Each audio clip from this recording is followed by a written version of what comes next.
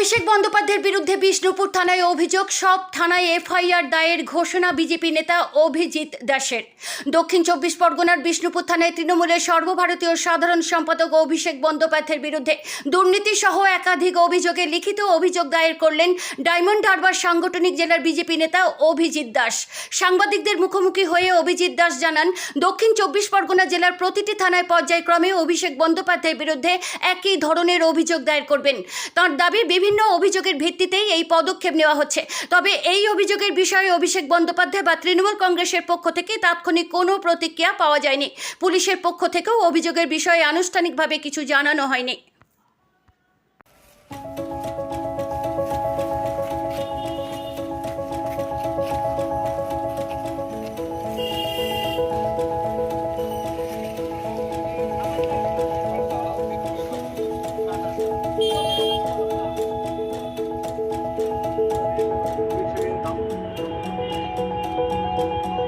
তাড়াহুড়ো করা যায়, তুমি দেখো আগে অন্যজনের রয়েছে কিনা।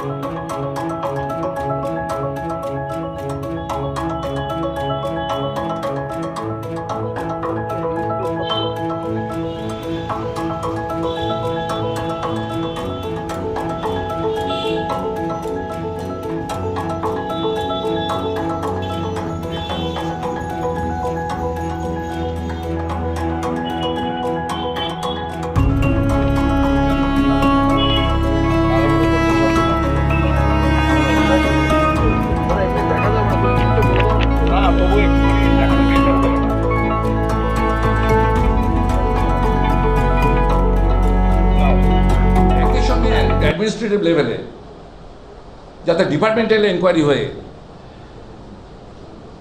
ইউনিভার্সিটি রুলস এবং ওয়েস্ট বেঙ্গল সার্ভিস রুলসকে যেভাবে বুড়ো আঙুল দেখিয়ে ও দিনের পর দিন পয়সা তুলে নিয়ে গেছে, স্যালারি তুলে নিয়ে গেছে, তার জন্য যাতে প্রশাসনিক স্তরে ওর বিরুদ্ধে অ্যাকশন নেওয়া হয়, অ্যাডমিনিস্ট্রেটিভ অ্যাকশন নেওয়া হয়। অর্থাৎ অ্যাডমিনিস্ট্রেটিভ অ্যাকশনের জন্য আমি এসডিও ডিএমকে জানিয়েছি। বিধানসভায় সব কিছু সাপ্রেস করে যে এমএলএ হয়েছে তার জন্য স্পিকারকে জানিয়েছি, এবং একই সঙ্গে যাতে পুলিশ অ্যাকশন হয় সেই জন্য আমি পুলিশ কমপ্লেন করে আমি এসপি এবং আইসি ডায়মন্ড হারবারকে জানিয়েছি। এবং আমি আশা করব আমাদের যে আদরণীয় মুখ্যমন্ত্রী আছে শুভেন্দুদা, যিনি একটি স্বচ্ছ প্রশাসন দেওয়ার প্রতিশ্রুতি দিয়েছেন আমাদের পশ্চিমবঙ্গবাসীকে, সে মাননীয় মুখ্যমন্ত্রীর কাছে আমার অনুরোধ যে আপনি স্পেশালি এই বিষয়টিকে দেখে শামীম আহমেদ মোল্লার যে অত্যাচার, যার জন্য ডায়মন্ডবাসী এতদিন ধরে মুখ বুজে সহ্য করেছে, তাদের মনের এই স্বপ্নটুকু পূরণ করুন এবং প্রশাসনকে নির্দেশ দিন যা নিরপেক্ষ তদন্ত করা হয়। কারণ আমি যাই এভিডেন্স দিচ্ছি, ওর ছাড় পাওয়ার কোনো জায়গা নেই। আপনারা যারা আমাকে জানেন তারা জানেন আমি যখন কারোর বিরুদ্ধে কমপ্লেন করে গুছিয়ে করি, উইদাউট এভিডেন্স আমি করি না। এবং ডায়মন্ডবাসীর উপর যে অত্যাচার হয়েছিল, এই যে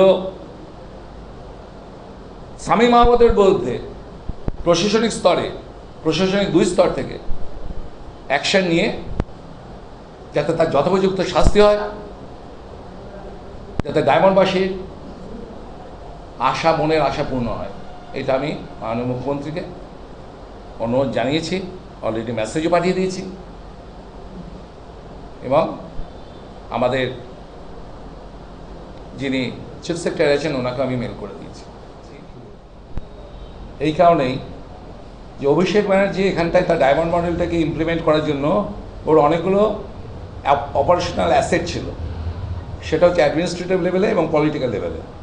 অ্যাডমিনিস্ট্রেটিভ লেভেলে যেমন সানুবক্সি, বেশ কিছু পুলিশ অফিসার যাদের আমরা যেহেতু এখন সরকারে আমরা, সেহেতু সরকারি অফিসারদের আমি নাম এখন ডিসক্লোজ করছি না, সেটাই ডিপার্টমেন্টাল এনকোয়ারি সব চলছেই। এবং যারা পলিটিক্যাল লেভেলে অপারেশনাল অ্যাসেট রয়েছে, আমরা একের পর এক তাদেরকে বিরুদ্ধে ইনভেস্টিগেশন করে তাদের বিরুদ্ধে প্রশাসনিক স্টেপ কীভাবে নেওয়া যায় সেটা আমরা দেখছি, প্রশাসনকে সহযোগিতা করছি। যেমন জাহাঙ্গীর খানের রয়েছে, দিলীপ মণ্ডলের টোটাল গ্যাং, এরকম সব হচ্ছে আর কি একের পর এক। তো ডায়মন্ড হারবারে অভিষেক ব্যানার্জি প্রথম এখানটায় সন্ত্রাস শুরু করে মেহবুবুর গায়েন, যে অ্যাডভোকেটের একটা তকমা লাগিয়ে পিপি হয়ে টোটাল এখানে ক্রিমিনাল রাজ শুরু করেছিল। এবং তার সঙ্গে ছিল গৌতম অধিকারী, ডায়মন্ড হারবার 1 এবং 2-কে এরা ভাগ করে নিয়েছিল। তারপরে মেহবুবের জায়গাটা নেয় হচ্ছে শামীম আহমেদ মোল্লা, এবং অপারেশন একই রকমভাবে চলে, একই রকমভাবে অত্যাচার নিরীহ মানুষদের উপর, সাংবাদিকদের উপরে রয়েছে। আমাদের এখানে আপনাদের 2-1 সাংবাদিক রয়েছে যাদেরকে মিথ্যা কেসে, বক্সা কেসে যারা জেলও কাটাইয়েছে এরা। এবং সাধারণ মানুষ এবং বিজেপি লোকদের তো নেই, মানে তাদের উপর কী অত্যাচার হচ্ছে সে উপরওয়ালা জানে, আপনার সাংবাদিকরা জানেন।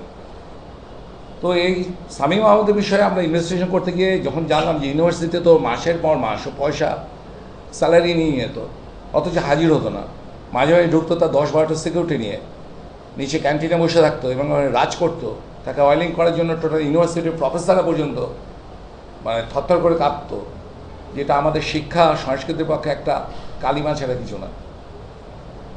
তো বিষয়টা নিয়ে যখন আমি জানলাম, আমি আরটিআই করেছিলাম, আরটিআই রেজিস্ট্রারকে করেছিলাম, রেজিস্ট্রারকে পরিষ্কার বললাম যে আপনাকে সঠিক তথ্য দিতে হবে, যদি না দেন তাহলে আপনার এগেনস্টে আমি ভিজিলেন্স কমপ্লেন করব, কারণ পুরো তথ্য ডেটাবেস অলরেডি আমার ভেতর থেকে আমার কাছে চলে এসেছে, কিন্তু আমার কাছে অফিসিয়াল তো প্রুফ দেখতে হবে, দিতে হবে।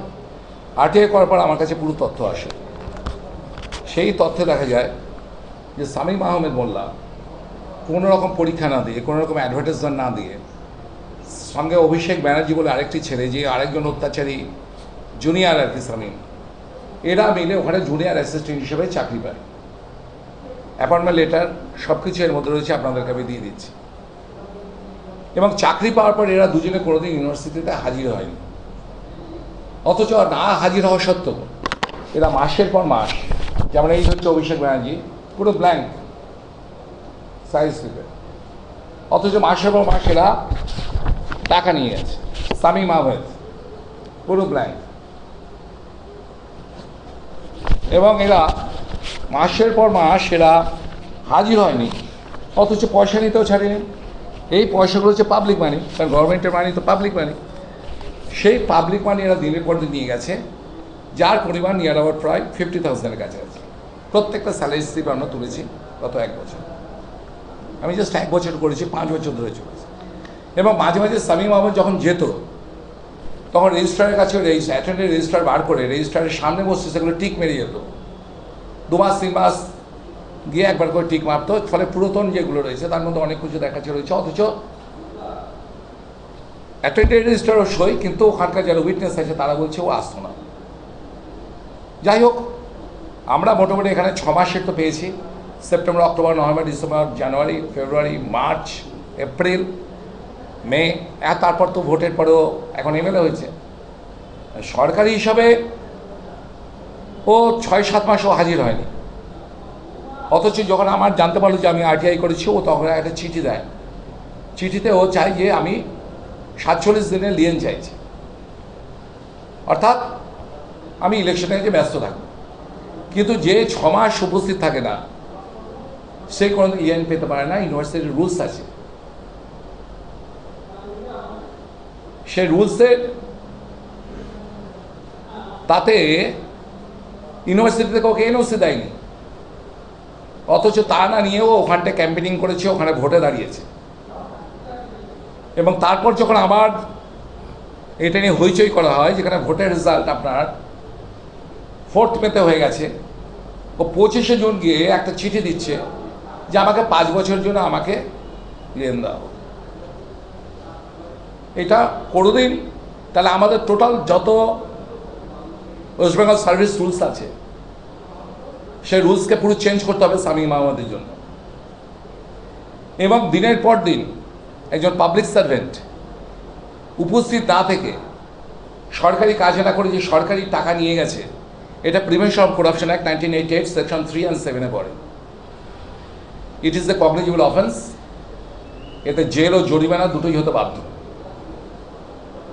এবং একই সঙ্গে সাপ্রেস করার জন্য এমএলএ পদও ক্যান্সেল হতে বাধ্য।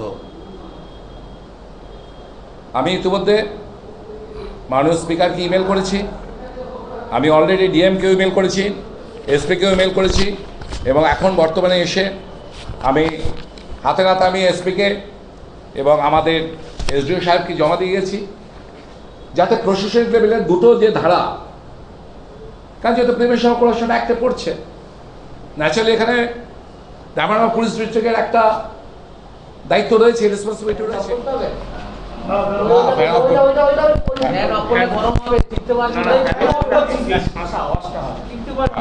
একটু ওয়েট করো, বেশিক্ষণ লাগবে না।